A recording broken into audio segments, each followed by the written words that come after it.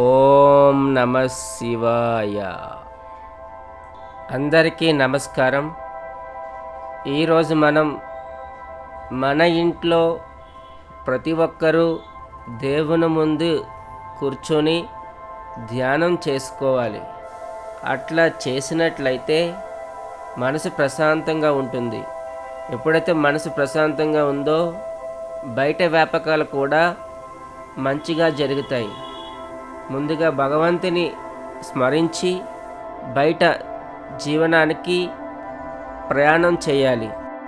ఏదైనా సుఖాసనంలో కూర్చోవాలి.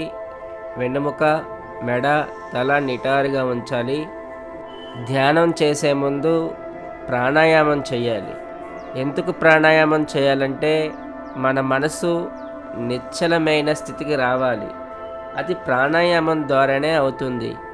మన మనసు ఎన్నో మనోవికారాలతో కూడుకొని ఉంటుంది. చెడు ఆలోచనలతో కూడుకొని ఉంటుంది. ఆ ఆలోచనల్ని తగ్గించడానికి ప్రాణాయామము ఎంతో సహకరిస్తుంది. ఇప్పుడు ప్రాణాయామం చేద్దాం.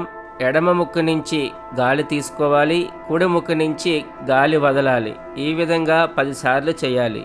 విశ్రాంతి ఇచ్చి ఆపోజిట్ సైడ్. ఇప్పుడు ఇన్హేల్ రైట్, ఎగ్జేల్ లెఫ్ట్. ఈ విధంగా 10 సార్లు చేయాలి. పతంజలి మహర్షి ఏమంటారంటే సతి శ్వాస ప్రశ్వాస యోర్గతి విచ్ఛేద ప్రాణాయామం అంటారు. అంటే ఉచ్ఛ్వాస నిశ్వాసల గతిని ఆపుదల చేయాలి. అప్పుడే మన మనసు నిశ్చలంగా ఉంటుందంటారు. ఇప్పుడు మనం ధ్యానం చేద్దాం. వెన్నుముక, తల నిటారుగా ఉంచాలి.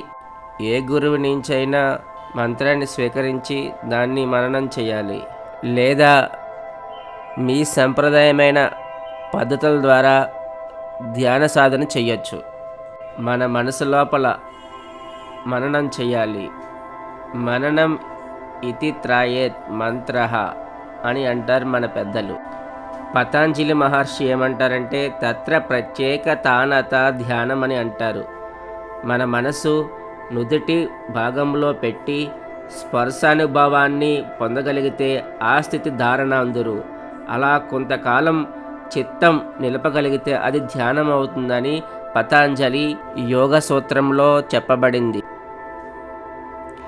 ధ్యానం ద్వారా శరీరము, మనసు సాధన వలన ఇది కాంప్లిమెంటరీ మరియు ఆల్టర్నేటివ్ మెడిసిన్గా ఉపయోగపడుతుంది. ధ్యానం చాలా రకాల పద్ధతులు కలవు. ఇది చాలా పురాతనమైనది మరియు ఆధ్యాత్మిక సంప్రదాయాల్లో ఇది ఒకటని చెప్పవచ్చు.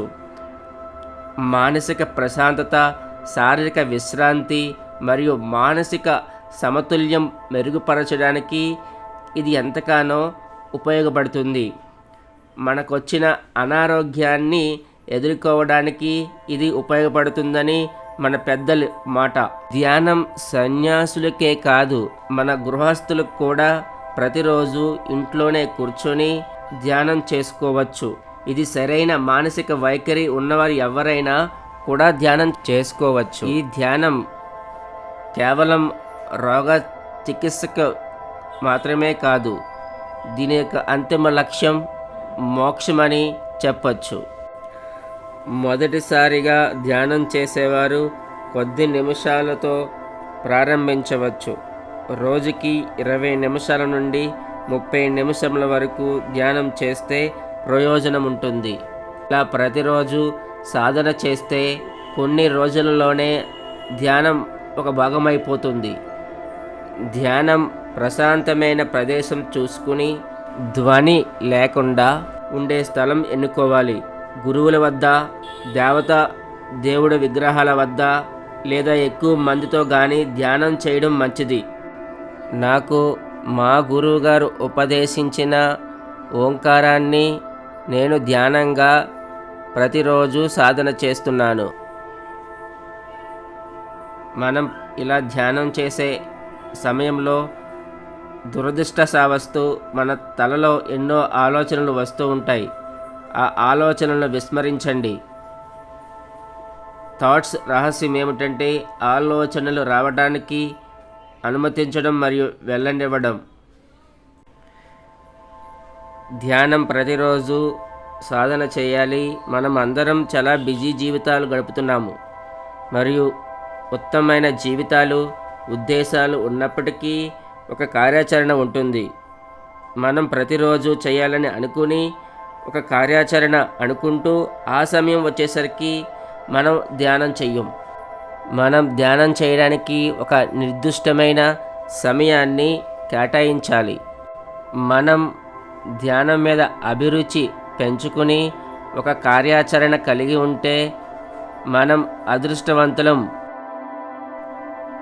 మనం ప్రతిరోజు ధ్యానం చేస్తే ఇది మన సమయాన్ని తెలియకుండా జరుగుతుంది. అప్పుడు ఆలోచించండి, ధ్యాన సాధకులను చూసి ప్రజలు సాధకులు వేరే గ్రహం నుంచి వచ్చిన వ్యక్తులని అనుకుంటారు. ఇది మనకందరికీ అవసరం. కొద్ది సమయాన్ని ధ్యానానికి కేటాయిద్దాం. గురుభ్యో నమః.